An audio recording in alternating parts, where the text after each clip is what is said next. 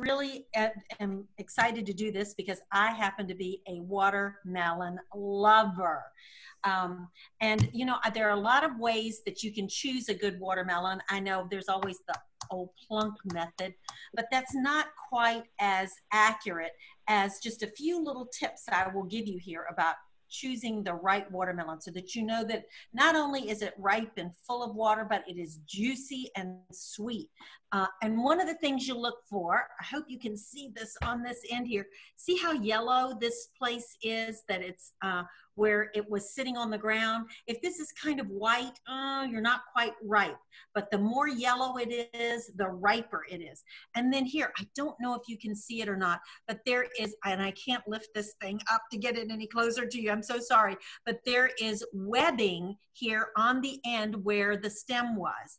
And I used to think, oh no, I'm not getting all that. That looks like it's got problems. Oh no, no, no.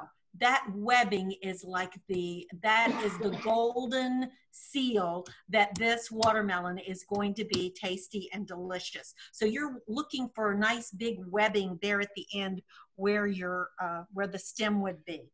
And so tonight, and I'm going to cut this up for you, and I'm going to show you how to de-seed it. And I want to tell you first before I get started that what I'm going to store it in is going to be our extra large, there, you can see it now, our extra large freezer mate. And I mean, what am I saying? Fridge Smart. Hello, Linda, wake up for our Fridge Smart. This Fridge Smart is an amazing size. I mean, obviously it's going to hold this watermelon once I get it all cut up in there, but this is twice the size of the one in the largest piece in our catalog, the medium deep, and two of them will fit nicely on top of here. Also, you can line up the small deeps on here, or the shallow. It will hold all of them, but every single one of them has this hole right down the center. The way it's done here in the center. I don't know if you can see that well, but so that when you sit them on top of each other, it does not cover the valve that's here at the top. And that valve is really important. You know, things that give off a lot of gas like broccoli and corn, things like that really need to have extra gas, extra air moving in and out. And that's what this valve supplies for them.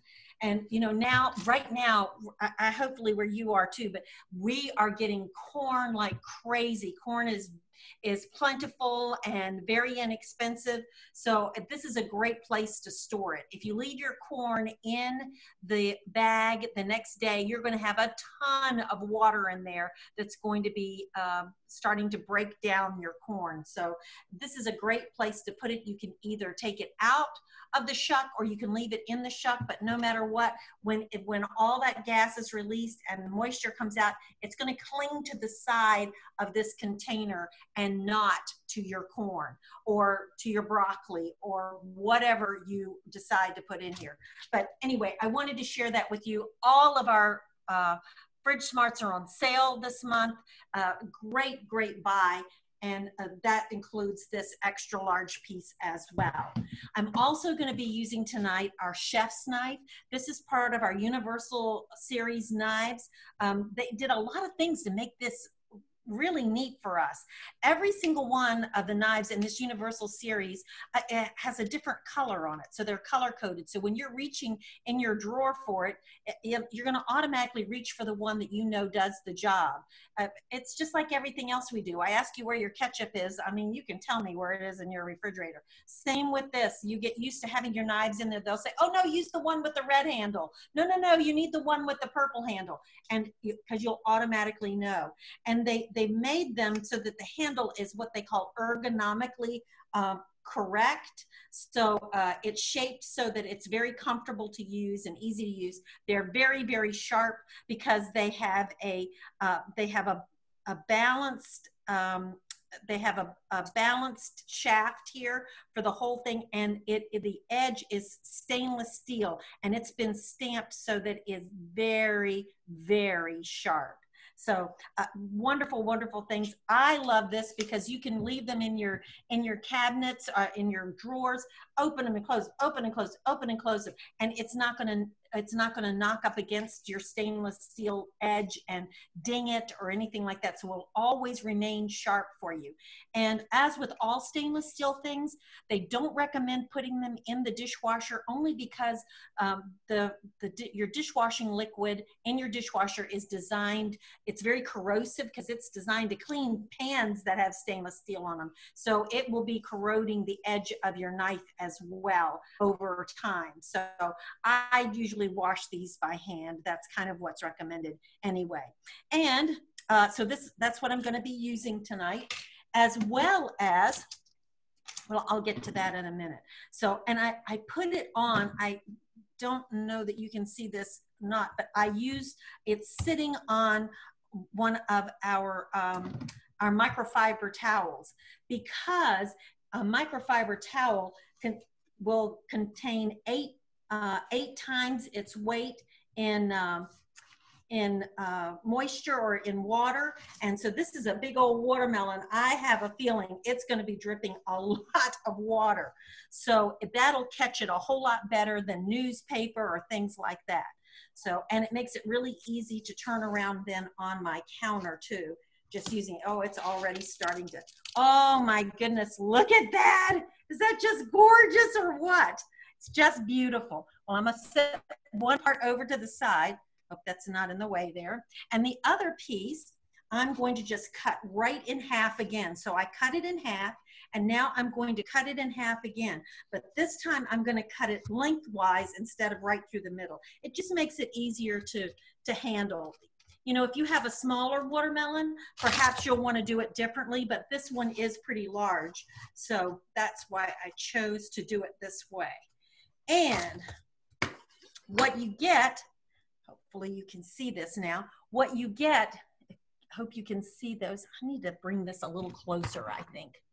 Get you a little closer to me.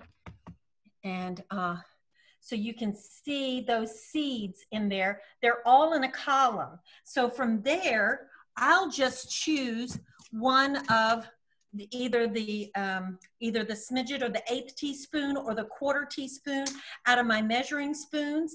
And they beautifully just go right down the edge of this. And so right there, you can de-seed every single one. It just comes right out of that hole. You see that? It just makes a big hole in there, but that takes all of the seeds out. You can do the same thing on the other side, because all the seeds run in a column. They're not just willy-nilly in there. There is a plan.